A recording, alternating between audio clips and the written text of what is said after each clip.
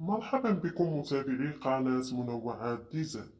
يواجه اليوم المنتخب القطري في مباراة تعتبر مصيرية للفريق القطري نظرا للنتيجة المسجلة في المباراة الأولى ضمن كأس العالم للجولة الثانية.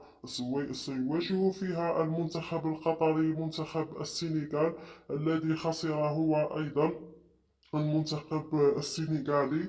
حظ موفق للمنتخب القطري في هذه المباراة، وسوف يتم بث هذه المباراة اليوم على الساعة 2 مساء بتوقيت الجزائر. نتابع المباراة بجودة عالية جدا في هذا البث المباشر.